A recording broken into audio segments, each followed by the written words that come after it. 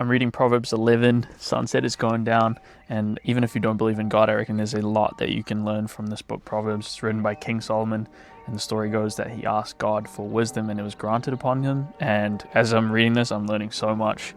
Pretty much every verse from chapter 10 now is just little nuggets of wisdom that you can draw upon. And for me personally, the ones that stood out today were these ones here. Riches won't help you on the day of judgment, but right living can save you from death. And the other ones here were, give freely and become more wealthy. Be stingy and lose everything. The generous will prosper. Those who refresh others will themselves be refreshed. And even this one here. People curse those who hoard their grain, but they bless the ones who sell in the time of need.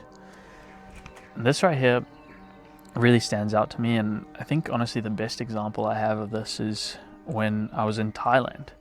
I was staying at a local village, and this little girl she was maybe 4 years old, she had tattered clothes, she had next to nothing. She came up to me and she gave me a flower and she gave me a piece of the bread that she was having. And she didn't really have much, but she gave me what little she did have. And that is true generosity. And we live in a world where there's billionaires and trillionaires, and even ourselves, we may have more wealth than the average person. It is so easy to fall in love with money. And so there's verses around like the love of money is the root of all evil. And there's other verses or stories in the Bible and the gospel where there's the rich man and he says like, Jesus, I've done all these things, like I followed all these commandments, and Jesus is like, sell everything and come follow me. And he goes away crying.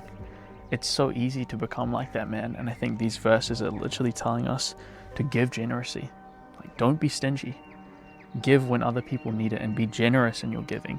For at the end of the day, we keep nothing on this earth when we die. And I always think about that little girl because she, to me, is a great example of generosity. And I think we can all be more like that little girl.